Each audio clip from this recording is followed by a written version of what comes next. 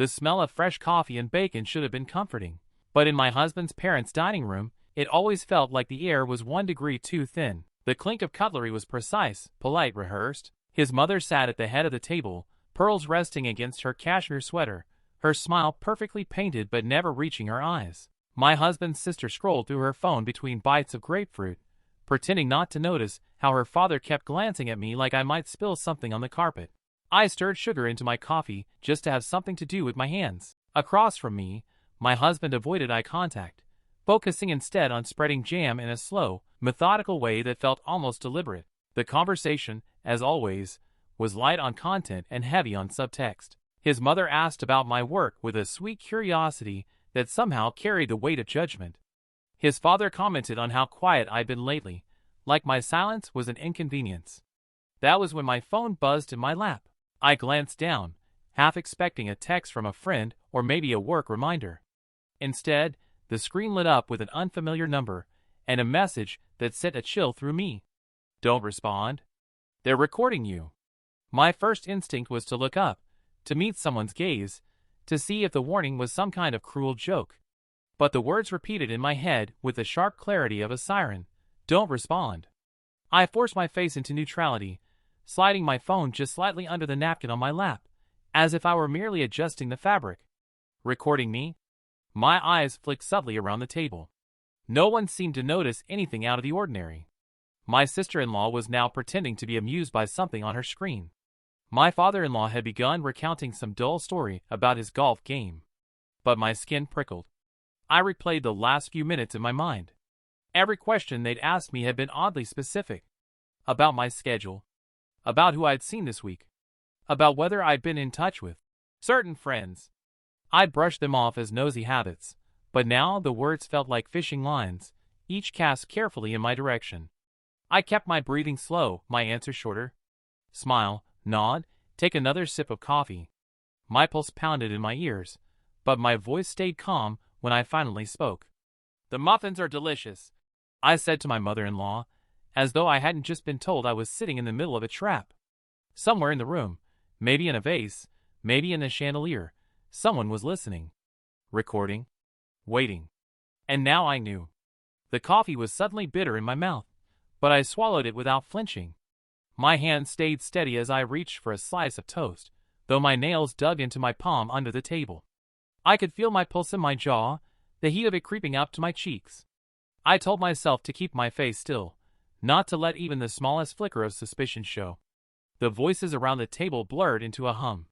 My husband was talking about the renovation plans for the deck, describing measurements and materials like it was the most important thing in the world. His parents nodded at all the right moments. His sister smirked at something on her phone, but I caught her eyes dart toward me and then back to the screen. I wondered if she was pretending to text or if she was capturing me. I forced myself to chew. Slow, unhurried bites. If I looked around too quickly, I'd give myself away. So I let my gaze drift naturally, as though I were just politely following the flow of conversation. My husband's father was leaning back, a little too relaxed, his phone face down on the table.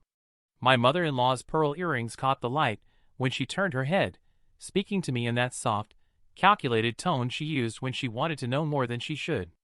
And then there was my husband, the man I'd shared a bed with for 7 years, who now seemed to measure every word like he was laying down a legal record. His voice was smooth, but the questions he asked me had edges. Where was I last Thursday? Had I remembered to email the insurance company? Was I still in touch with Mara? The name landed on the table like a dropped coin, sharp and deliberate. I smiled, careful, controlled. "I haven't spoken to her in months," I said, which was true, but only partly. I could feel my mother-in-law's eyes on me as she sipped her tea. The urge to check my phone again was overwhelming. I wanted to know if another message had come, if the unknown sender was watching this play out in real time. But moving my hand toward my lap would be too obvious. Instead, I let my eyes pass briefly over the chandelier above us, ornate crystal, refracting the morning light, and then to the potted fern in the corner, lush and perfectly placed. It occurred to me that either could be hiding something small. A pinhole lens. A listening device. I spread more butter on my toast, letting the knife scrape softly against the bread. If they wanted a performance, I'd give them one, calm, pleasant, the perfect wife at the perfect breakfast. All the while, my mind ran through every possible escape, every hidden angle in the room, and the single, unshakable thought that settled in my chest like a stone. Whoever was behind that message wasn't just warning me. They were telling me I was already in the middle of the game. It had been creeping in for months, though at the time I told myself I was imagining it. Small things, the kind you don't notice until they start stacking on top of each other. It started with questions that seemed harmless. My mother-in-law asking what I'd do if I ever came into a sudden windfall. Her eyes flicking to my husband like it was an inside joke. His sister wanting to know the exact route I took to work and whether I stopped anywhere on the way. My father-in-law quizzing me about a dinner party from 2 years ago, who was there, what was served, as if he were checking my memory for cracks. The tone at family gatherings had shifted too, though never in ways I could have pointed to without sounding paranoid. Where there used to be easy chatter, there were now calculated silences, little pauses after I spoke, like they were giving my words space to hang in the air, to be examined. My jokes landed differently. My stories were met with polite nods instead of laughter. One night, after a Sunday dinner, I'd caught my husband's sister watching me from the hallway mirror as I put on my coat. Not watching in the casual, bored way you watch someone tie their shoes. Watching like she was waiting for me to make a mistake. Then, there were the tests. That's the only way I can describe them. My husband, forgetting to tell me that plans had changed until the last minute, then noting how flustered I seemed. His mother asking me to repeat something I had said an hour earlier, word for word, with that delicate smile that made me feel like a specimen under glass. Once, at a barbecue, my father-in-law told a story about a friend's betrayal, every detail eerily similar to something from my own past that I confided only to my husband. He watched my face carefully as he told it. The worst part was how easy it was to explain away at the time. People forget to pass along messages. People repeat questions. Families have moods. But now, sitting at that breakfast table with the unknown text burning a hole in my pocket, all those little moments lined up in my mind like stepping stones leading me here. They hadn't just been interacting with me. They'd been studying me. I remembered one last thing. 3 weeks ago, my husband asking casually if I ever talked to anyone about our private matters, then pressing for specifics. Who exactly? What exactly? His tone had been light, but his eyes, not so much. At the time, I'd laughed it off. But now I knew better. That wasn't curiosity. It was calibration. The argument about the grocery bill had seemed ridiculous at the time. $23 over budget, and my husband's voice had gone sharp in that way that always made me feel cornered. I'd snapped back, accusing him of buying the expensive coffee he liked, and his eyes had lit up, just for a second, like he'd gotten exactly what he wanted. Then, there was the fight over the shoes by the door. His sister had, accidentally, tripped over mine, made a loud comment about how some people didn't respect shared spaces, and waited. I'd felt my cheeks heat, the defensiveness rising before I could stop it. I told her she was being dramatic, and she'd smiled like she was filing the moment away. Even the disagreement about my work schedule came back to me now, sharp as glass. My mother-in-law insisting I'd said I could attend a family lunch on a Tuesday, when I clearly told her I had meetings all afternoon. The way she tilted her head, repeating my words back to me in a sing-song tone, had made me feel like I was losing my mind. I'd raised my voice without meaning to. And she'd gone quiet, a faint smirk at the corner of her mouth. I thought about how, in each of those moments, I'd felt something similar, a prickle at the back of my neck, the sense that I wasn't just in a disagreement. I was on display. My words, my tone, my expressions, they were collecting them. The text in my pocket felt heavier now. Were they trying to push me? Not just to argue, but to react in a way that could be replayed, stripped of context, used against me? The idea was absurd, but it fit too neatly with everything else. The baited questions. The pauses before responding. The way their eyes lingered just a fraction too long when I was upset. I remembered the last fight with my husband, about something as stupid as forgetting to defrost chicken. His voice had been quiet but insistent, and I'd finally snapped, telling him I wasn't his maid. The second the words were out, I'd seen his hand dip briefly toward his phone in his pocket. Not to check the time. Not to answer a text. Just to touch it. like he was making sure it was still recording. The thought made my stomach twist. If they'd been baiting me, how long had it been going on? And what did they want with the footage? Across the table, his sister was buttering her toast, her movements calm, deliberate. My husband was sipping his coffee, eyes lowered, too careful not to meet mine. It hit me then. I wasn't paranoid. I was prey. I set my fork down as casually as I could manage and murmured something about needing the restroom. My voice didn't shake, but my legs felt like they'd been switched for someone else's. Light, unsteady, unreliable. The hallway felt longer than it should have. I passed the family photos. My husband in his graduation robe, his sister at a piano recital, the one of me wedged awkwardly between his parents at our engagement party. All of them smiling, all of them frozen in time like proof that we'd once been normal. I shut the guest bathroom door and turned the lock. The faint click was a relief, but it didn't feel like safety. Just a thin barrier of painted wood between me and whatever was waiting at that table.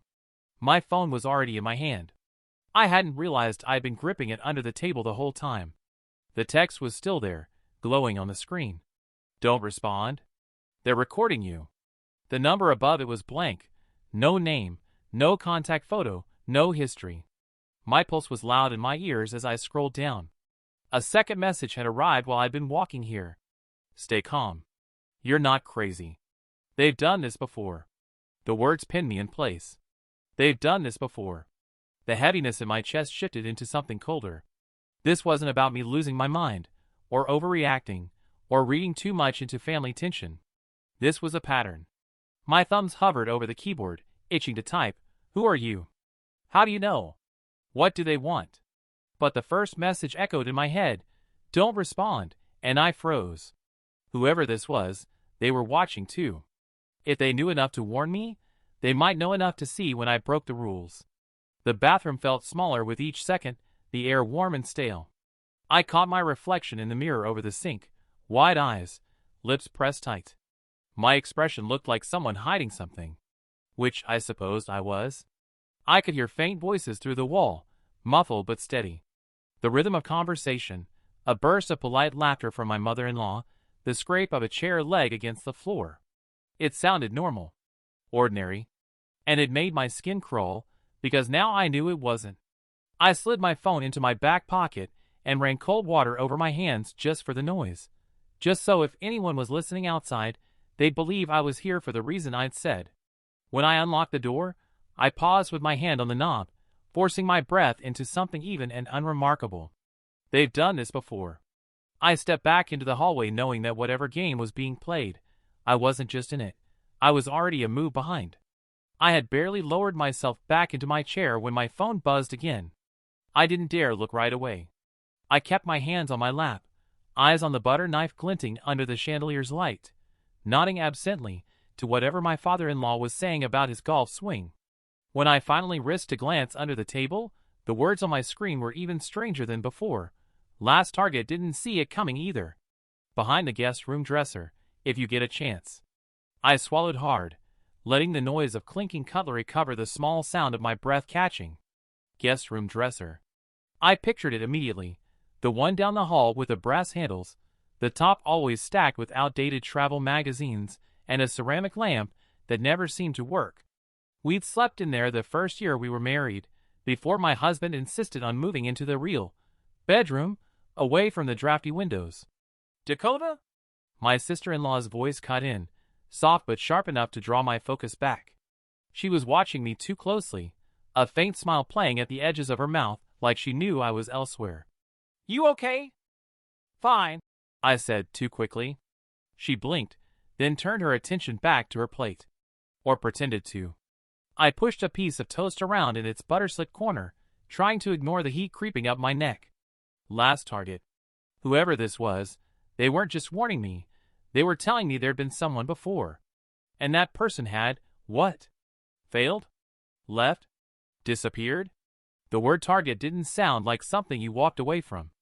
I risked another peek at the table.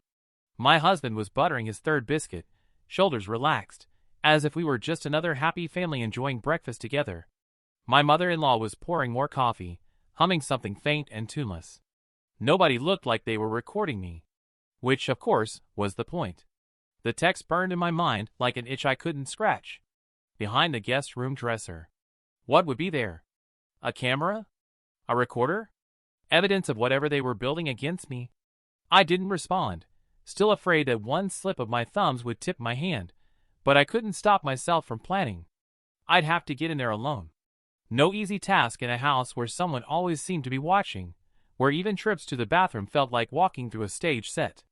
The conversation at the table rolled on, but every word felt muffled, distant, my mind already down the hall, standing in front of the dresser with the brass handles, pulling it back inch by inch until I saw what had been hidden there. I set my fork down and smiled faintly at nothing, trying to look like someone perfectly at ease.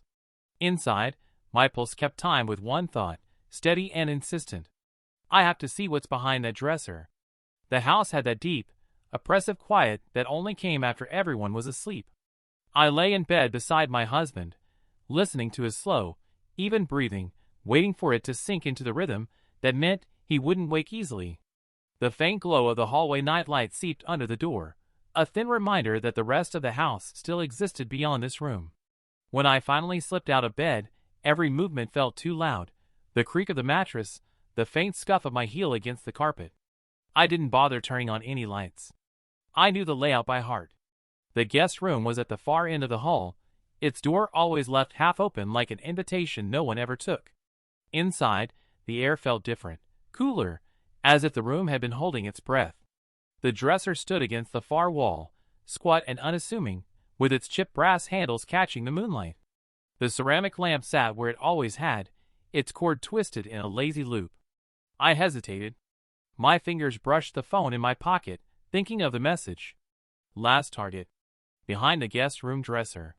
My heart was beating too hard for such an ordinary piece of furniture. The dresser didn't slide easily. It groaned against the wooden floor, the sound scraping through the quiet like a warning. I froze, glancing toward the hallway. No movement. Just the hum of the refrigerator from the kitchen far away. Another push, and the gap behind it widened enough for me to see the wall outlet. At first, it looked normal, white plastic, 2 vertical slots, nothing unusual. But when I leaned closer, the faint gleam of glass caught the light. A circle no bigger than a pea, perfectly centered between the screw and the edge. My breath hitched. It was a lens. Not the obvious black eye of a cheap camera, but a pinhole, so precise it could vanish into the background unless you were looking for it. I crouched, staring into that tiny circle, wondering how long it had been staring back at me. The outlet cover was slightly looser than it should have been, as if someone had removed and replaced it recently. I didn't dare touch it, not yet. If it was still live, I'd be confirming I knew it was there. I slid the dresser back into place with trembling hands, careful to leave it exactly as I'd found it. The air in the room felt heavier now, as if the discovery itself had changed the space. As I closed the guest room door behind me, I could still feel the phantom gaze of that hidden lens, following me down the hall, recording me even in my imagination. Back in bed, I lay staring at the ceiling, my husband's breathing steady beside me, the house quiet again. But I knew better now. It wasn't quiet at all. Somewhere, someone was watching. And they had been for a long time. I lay in the dark. The shape of that hidden lens burned into my mind. The air in the room felt thicker, like the walls themselves were listening. I tried to slow my breathing, to keep from shaking the bed, but my pulse was so loud it seemed impossible that my husband couldn't hear it. The text hadn't been a joke. Not some twisted prank from a bored teenager or an overactive imagination on my part. There was a camera. I'd seen it with my own eyes. Which meant every conversation I'd had in that guest room, the whispered phone calls to my sister, the teary late-night venting when my husband's parents had made me feel small, none of it had been private. My mind reached further back, dragging up memories I didn't want. The night I had slipped in here after an argument, curling up in the corner of the bed and crying until my throat ached. The afternoon I'd read over an old letter from my mother, whispering the words to myself just to feel close to her. The quiet moments when I thought I was invisible, safe. They weren't just mine anymore. I imagined someone on the other end of that lens, watching me like a wildlife documentary, cataloging my expressions, the way my voice cracked when I was hurt, the way I folded in on myself when I was scared. How many times had they replayed it? Had they shared it? Laughed? Discuss me over coffee the next morning? A cold shiver crawled up my spine, but it wasn't fear. It was the slow, creeping certainty of betrayal. Whoever was behind this hadn't just invaded my privacy. They'd stolen pieces of me. And worse, I hadn't noticed. I'd gone about my life believing my most fragile moments were mine alone, when they'd been under glass the whole time. I thought of the text again. They've done this before. That meant I wasn't the first. Which meant they knew exactly how to make someone doubt themselves, to manipulate the edges of trust until it frayed without breaking.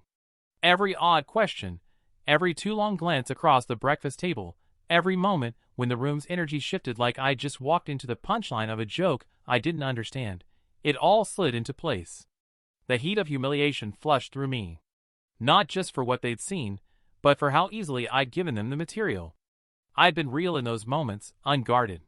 Now, the thought of ever letting my face fall naturally in this house felt dangerous. I lay there until my eyes burned from staring into the dark, and finally, I understood something deep in my bones. The text hadn't just confirmed the presence of a camera. It had confirmed something worse. I'd never been alone here. Not once. By the time we pulled into our driveway, the walls of my own home didn't look the same. They felt thinner somehow, like they were holding back something I couldn't yet see. My husband carried the overnight bag inside, dropped it in the hallway, and disappeared into his office without a word. I went straight to the bedroom.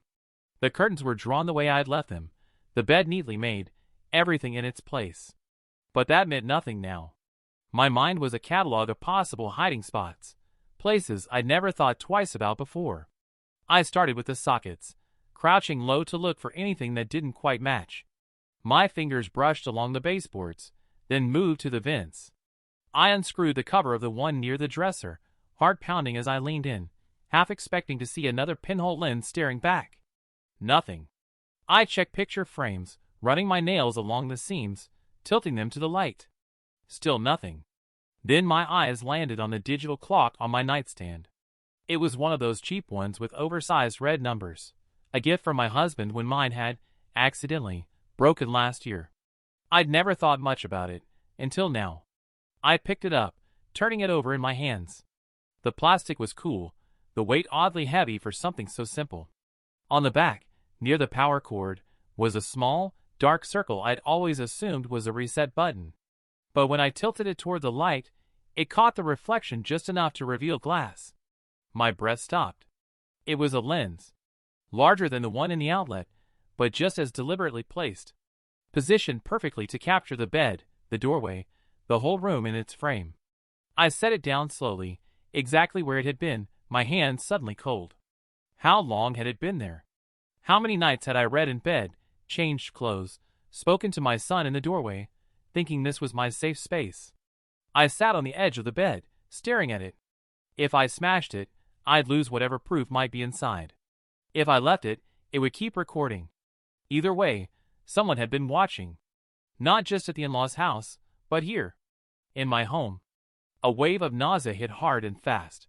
This wasn't paranoia anymore. This was deliberate, invasive, orchestrated. And it was happening in the one place I'd still believed was mine. The red numbers on the clock glowed steadily, unbothered, counting each second I sat there frozen. It looked so harmless. But I knew better now. It was watching me watch it. The house was silent except for the faint hum of the refrigerator and the occasional creak of settling wood. My husband had left for a client meeting an hour earlier, his tie still crooked when he backed out of the driveway. I watched his taillights disappear before locking the door behind him. His home office door was always closed, and though he'd never said it outright, there was an unspoken rule that I didn't go in there. But today, that rule didn't exist. The room smelled faintly of his cologne, a mix of cedar and something chemical, like it was meant to mask the paper and dust. His desk was neat in that purposeful way, no stray paper clips, pens aligned parallel to the edge. The computer sat in the center, the screen black but humming softly, as if it had just been used. I slid into the chair, my hand suddenly clammy on the mouse. He didn't use a password for the desktop, but his folders were meticulous, labeled in ways that made them look boring. Tax_2019. Receipts. Projects. It was in a folder marked Invoices_old. That I found it, Another folder buried 3 layers deep, titled simply, Archives. My stomach tightened as I opened it. Inside, rows of video files, each one named with a date and a room. Kitchen_03_14, guest RM_02_27, bedroom_04_02. The list stretched for months. I clicked one at random. The guest room came into view, captured in crisp, wide-angle clarity. There I was, sitting on the bed, phone to my ear, my free hand pressed to my forehead. I was crying. My voice was muffled, but my body language said enough. I remembered that day. I'd just gotten off the phone with my boss after being accused of missing a deadline I hadn't missed. Another video. This one from the kitchen. I was slamming a cupboard, muttering under my breath. The clip ended abruptly, cut before the moment I'd sat down and taken deep breaths to calm myself. The more I watched, the clearer it became. These weren't raw recordings, they were curated.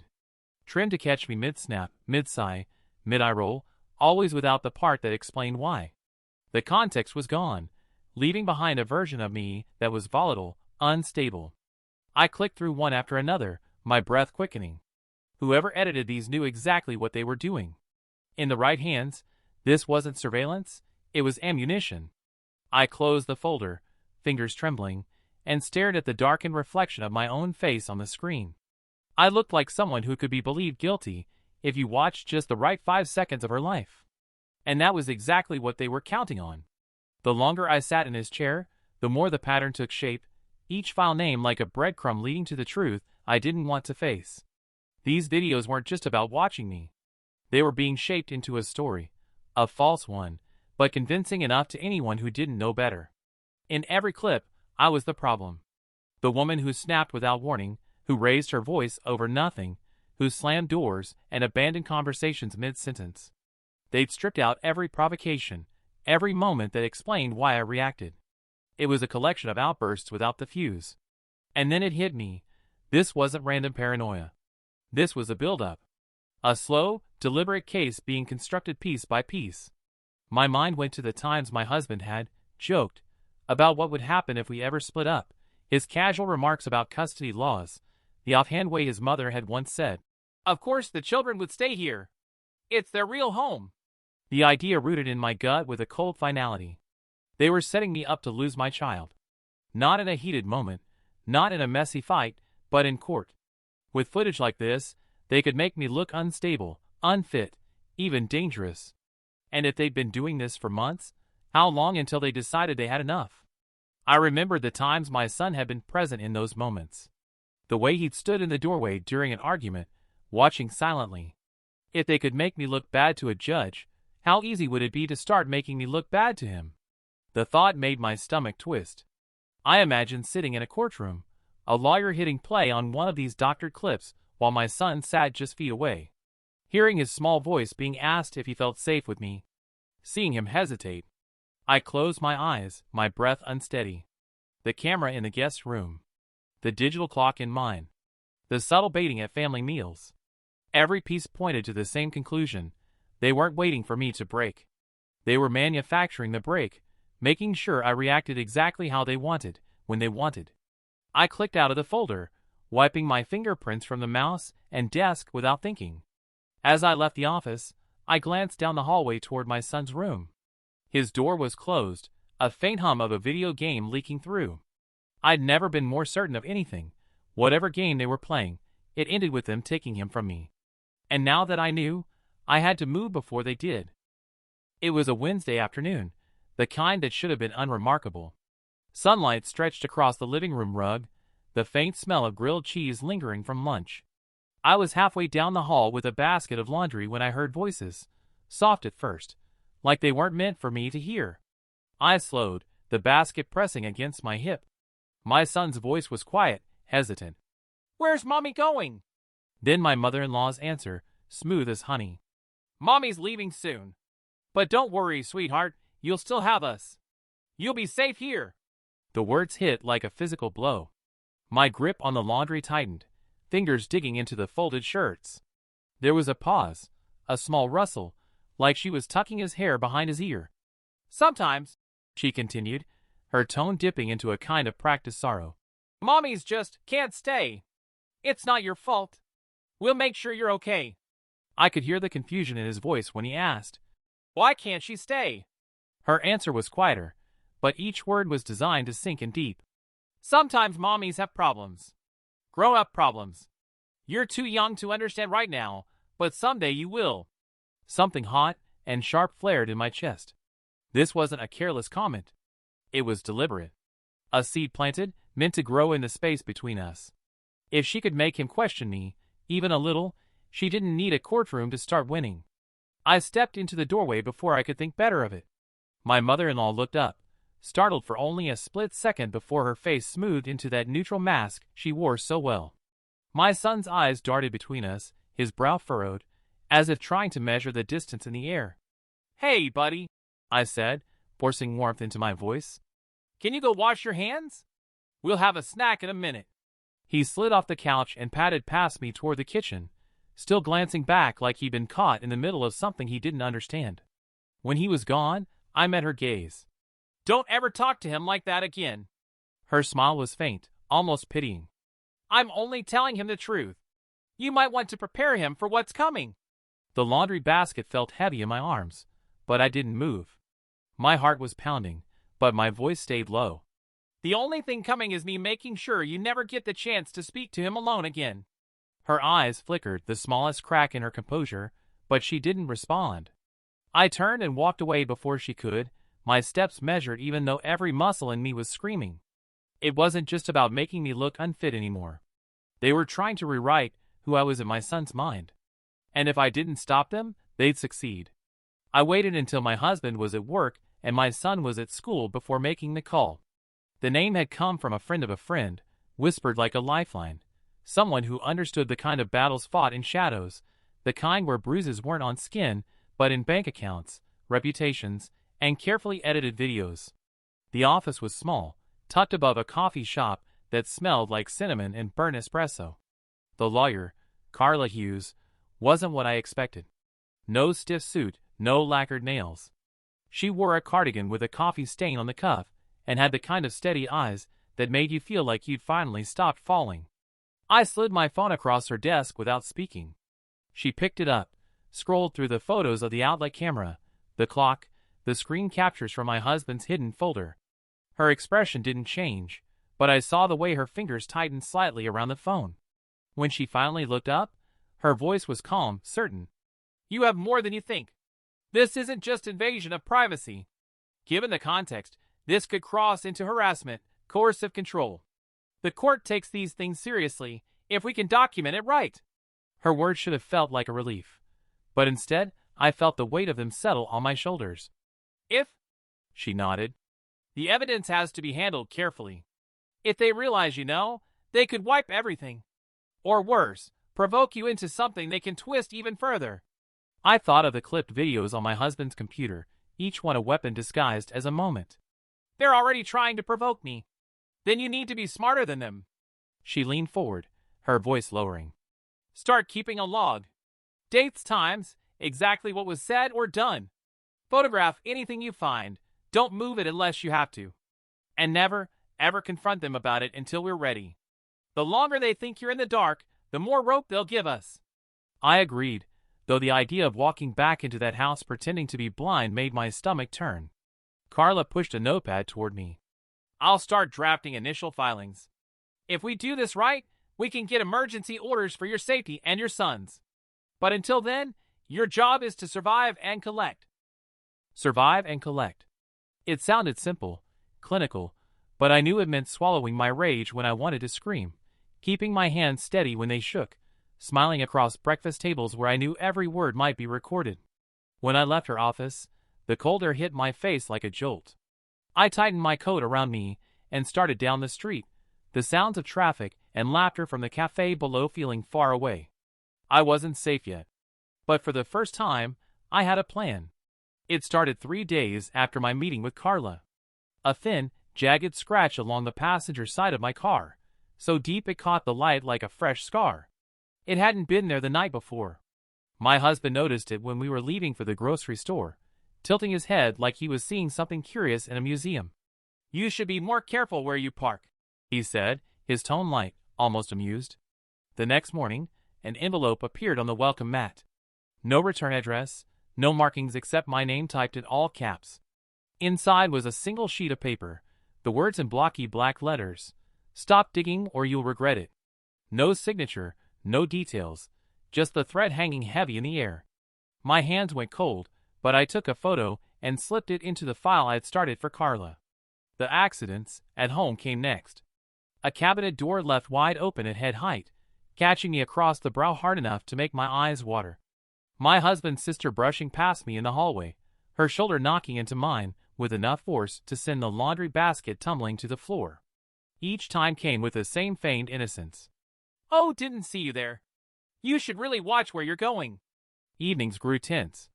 My husband began lingering in doorways, watching me cook, his gaze steady and unreadable. Sometimes he'd make offhand comments about how tired I looked, how I seemed on edge lately, how people might get the wrong idea if they didn't know me better. Every word was a needle, each one meant to push me toward the reaction they wanted. The worst was finding my son in the living room one afternoon, clutching another unmarked envelope. He said someone had slipped it through the mail slot while I was upstairs. Inside was a blurry printed photo of me at the grocery store, my head turned mid-step. No note this time, just the image, like proof I was being followed. I told him it was nothing, just a mistake, probably meant for someone else. He didn't believe me. I could see it in his eyes. But he didn't ask more, and I didn't push him to. Every incident went into the file. Photos, dates, descriptions, my log growing thicker by the day. Carla had warned me this might happen once they sensed I was no longer playing along. At night, I lay in bed listening to the faint creaks of the house, wondering which ones were the old wood settling and which ones were footsteps. The scratches on the car could be repaired. The bruises from a shoulder check would fade. But the steady pressure, the slow erosion of safety, that was the real damage. And it was working. I told my husband I wanted to do something special for his birthday this year, a breakfast with family and friends at his favorite little bistro downtown. He acted surprised, even flattered, though I caught the quick glance he gave his mother when I mentioned inviting everyone. She nodded, smiling like it was all her idea. 2 days before the event, I met with a man named Victor in the back corner of that same bistro. He wasn't the type you'd notice twice, average height, fading hairline, wearing a jacket that could blend into any crowd. But when he pulled a small black case onto the table and unzipped it, I felt the weight of what we were about to do. Inside was a collection of devices so small they looked like they belonged in a dollhouse. A camera disguised as a table centerpiece, another hidden inside a wall clock, a microphone slim enough to tuck beneath the base of a coffee carafe. He walked me through each piece, showing me where the feed would go, how the recording would be stored. Everything will be backed up in real time, he said. So even if someone gets suspicious and tries to shut it down, you won't lose a second. The morning of the breakfast, I was at the bistro before the sun came up. Victor was already there, dressed like a busboy, moving between tables with a quiet efficiency. By the time the staff began setting out linens and silverware, the place was wired. I'd chosen a long table by the windows, bright with natural light. The perfect stage.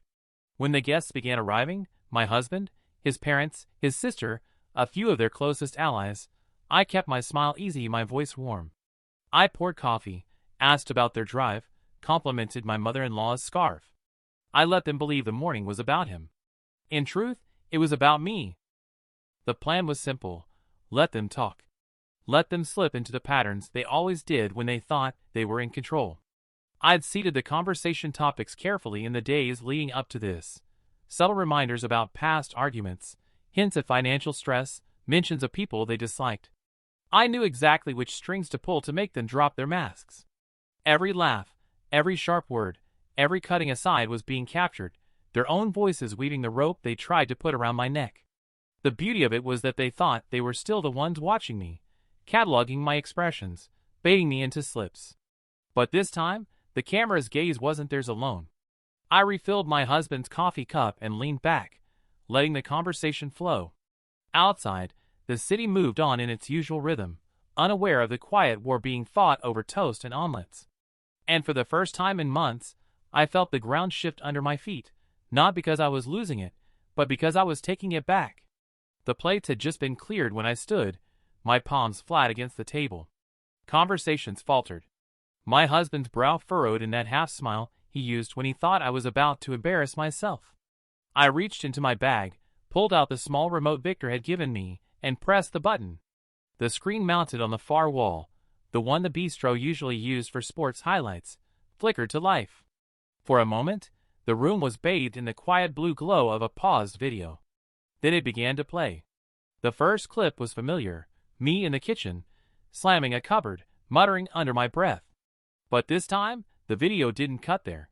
It kept going, showing my husband's voice in the background, needling me about a missed payment that never existed, mocking me for being too sensitive. The full context unfolded, stripping the edit of its bite, exposing the provocation for what it was. Gasps rippled down the table. Someone's fork clinked against a plate. The next video rolled, me in the guest room, crying. The original edit had been silent, painting me as unhinged. The uncut version now showed the phone in my hand, my sister's voice breaking through the speaker as she told me about her car accident. My whispered, "I'll be there as soon as I can." I kept the clips coming, side by side, edited against original. Every frame a crack in their facade. My husband's smirk faltered. My mother-in-law's fingers tightened around her coffee cup, her knuckles white. His sister shifted in her seat, eyes darting toward her brother, as if silently asking if he'd known just how much I had. By the fourth video, the room was no longer quiet. My husband's father demanded to know who had installed the cameras without his permission. My sister-in-law hissed something at my husband that made his face flush. The alliances they'd worn like armor began to splinter right there at the table, their voices overlapping in anger and denial. "I told you not to do it in the kitchen. You said she'd never find them. This is illegal. Do you understand that?" I didn't move. I let them unravel, let their own panic do what months of caution hadn't. The technicians' hidden mics caught every word, every frantic blame shift, every betrayal blooming in real time. My husband finally turned to me, his voice low but shaking. "You think this saves you?" I met his stare, my voice steady. "No. This proves you." The table was a wreck of spilled coffee, raised voices, and the sharp scent of something burning from the kitchen. But beneath it all was the sound I'd been waiting for, the moment when the unity they'd built against me cracked wide open. For the first time, it wasn't just me on the defensive. The shouting had splintered into smaller, sharper arguments, each one pulling at the seams of the family like claws. My husband was pacing now, a thin sheen of sweat across his forehead, snapping at his sister to "Shut up before you make it worse." But it was already worse. Across the table, his uncle, one of the quieter members of the clan, always lurking in the background, had gone pale.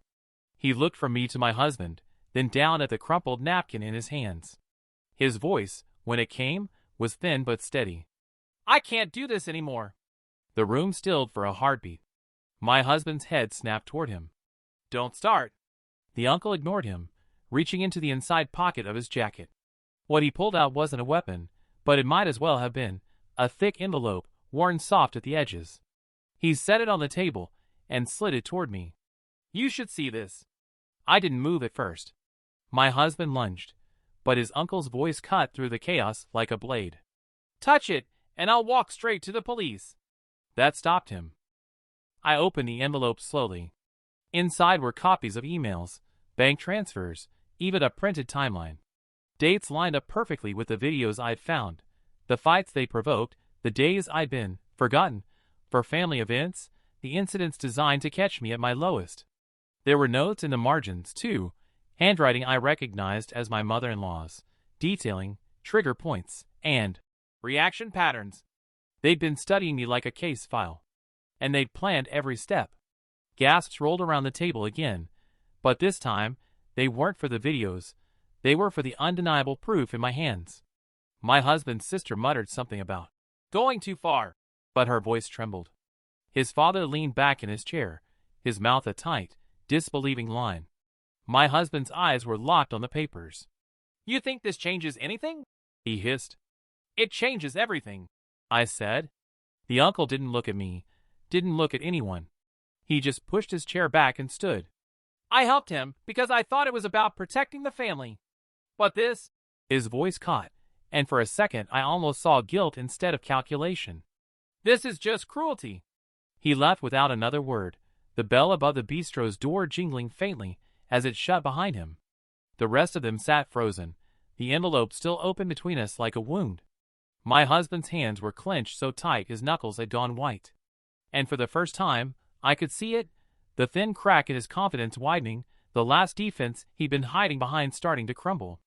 The street outside the bistro was quiet except for the hiss of a passing bus and the clink of cutlery from the cafe next door. My bag was heavier than it had any right to be, the envelope inside pressing into my ribs, like a reminder of everything that had just unraveled. My husband's family was scattered, angry, exposed, defeated. For the first time in months, the air felt almost breathable. My phone buzzed in my pocket. I expected a message from Carla, maybe a note from my sister checking in. Instead, the number on the screen stopped me mid-step. No name. Just the same string of digits that had first appeared that morning at the in-laws' breakfast table, the one that had started all of this. We're not the only ones watching you. It was like the air thinned around me. The we wasn't just my husband and his accomplices. It meant there was another layer, someone else, somewhere else, who'd been watching in parallel, or maybe before. I scanned the street instinctively. A man in a blue jacket at the corner lit a cigarette without looking up. A woman in sunglasses leaned on a cafe railing, scrolling her phone. Nobody lingered, but suddenly everyone felt too aware of where I was standing. I replayed the last few months in my mind, the cameras, the digital clock, the edited footage. I thought they were all connected to him, to the custody trap he'd been building. But what if they weren't? What if some of those devices weren't his at all? The photo at the grocery store. The unmarked envelopes. The sense, even before I had proof, that I was being watched from angles I couldn't place. My phone buzzed again. One nest down. Others remain. My pulse thudded in my ears. Part of me wanted to text back, to demand names, proof, motives. But the memory of that first warning was sharp in my mind. Don't respond. Whoever this was, they had kept me alive by keeping me silent. I slid the phone into my bag and started walking, my pace steady but faster than before. The city looked the same. Coffee drinkers at sidewalk tables, a child chasing pigeons near the fountain, but I couldn't shake the feeling that I'd stepped onto a larger board, one where I didn't yet know the rules. The fight with my husband was over. The legal case would move forward. But this was different. This wasn't personal, it was structural. A network. And if they'd been watching all along, they already knew I wasn't just prey anymore. I was awake,